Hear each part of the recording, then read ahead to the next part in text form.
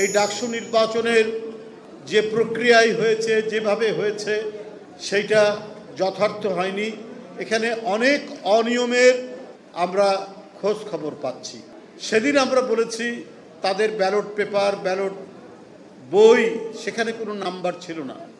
জাহাঙ্গীরনগর বিশ্ববিদ্যালয় জাকসুতেও তাই। একজন ভোটার সকালবেলায় হাতে লিখে সই করে তাকে ভোটার বানানো হয়েছে, কিন্তু এটা কর্তৃপক্ষ আমলে নেয়নি। ঢাকা বিশ্ববিদ্যালয়ের কর্তৃপক্ষ তাদের বিরুদ্ধে যে অনিয়ম, তাদের বিরুদ্ধে যে সমস্ত অভিযোগ উঠেছে সেগুলো আমলে নেয়নি, পাত্তাই দেয়নি। কিন্তু প্রতিদিন আমরা দেখতে পাচ্ছি অনিয়মের একটার পর একটা চিত্র, একটা ছবি ভেসে আসছে। ব্যালট পেপার পাওয়া গেছে, ছাপানো হয়েছে নীলক্ষেতে, সংবাদপত্রে এসছে, গণমাধ্যমে এসছে। এটাকে আপনি চাপা দিবেন কি করে ভাইস চ্যান্সেলর সাহেব? আরো নানা বিষয় তার কাছ থেকে আমরা পেয়েছি। এই ডাকসু নির্বাচনকে, আমাদের ডাকসু নির্বাচন হওয়া নিয়ে আমাদের কোনো বিতর্ক বা বিরোধ নেই, কিন্তু যে পদ্ধতিতে হয়েছে আমরা সেই পদ্ধতির বিরোধিতা করছি।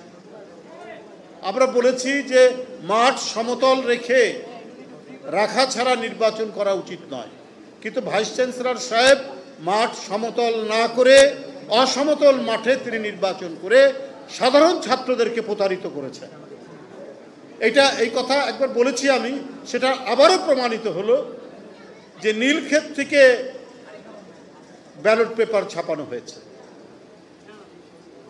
তো তাহলে কোনো একটি মহল বিশেষ, কোনো একটি রাজনৈতিক সংগঠন বা কারো উদ্দেশ্য সাধনের জন্য বিশ্ববিদ্যালয় কর্তৃপক্ষ একগুঁয়েভাবে এই ডাকসু নির্বাচন, জাকসু নির্বাচন করেছে।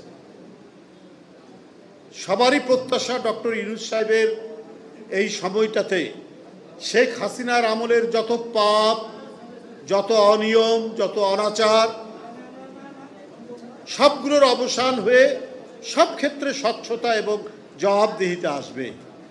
কিন্তু বিভিন্ন প্রতিষ্ঠানে নানা কিসিমের লোকরা অবস্থান করে এই স্বচ্ছতা, জবাবদিহিতা সেগুলোকে বাধাগ্রস্ত করছেন এবং একটি রাজনৈতিক উদ্দেশ্যে, অশুভ উদ্দেশ্যে কাজ করে যাচ্ছেন। এইটা অন্তর্বর্তীকালীন সরকারের দেখা উচিত ছিল, তাদের আরো বেশি ইন্টারভেনশন করা উচিত ছিল।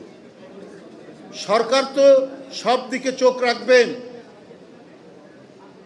অন্তর্বর্তীকালীন সরকার তো কোথাও আলাদা বিভিন্ন প্রতিষ্ঠানকে আলাদা আলাদা একেবারে স্বাধীন দেশ করে দেয়নি।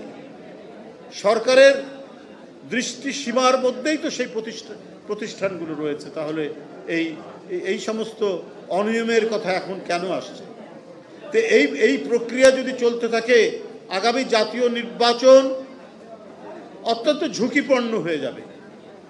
আগামী জাতীয় নির্বাচন অনেক প্রশ্ন উঠবে এবং নানা কায়দা কানুন করে উদ্দেশ্য প্রণোদিতভাবে কোনো ফলাফল করা হবে কিনা এই নিয়ে জনমনে প্রশ্ন দেখা দিয়েছে। কারণ প্রত্যেকেরই প্রত্যাশা, 16 বছর কেউ ভোট দিতে পারেনি, ভোটাররা ভোট কেন্দ্রে যেতে পারেনি, দিনের ভোট রাত্রে হয়েছে, ভোটারবিহীন ভোট হয়েছে, আমরা আর মামুদের ভোট হয়েছে 2024 সালে। এই সমস্ত অনাচার ভোট, এই সমস্ত অবাধ সুষ্ঠু নির্বাচনকে একেবারে মাটির তলায় কবর দিয়ে শেখ হাসিনা তার রাজত্ব কায়েম করতে চেয়েছিলেন, তার ক্ষমতা ধরে রাখতে চেয়েছিলেন।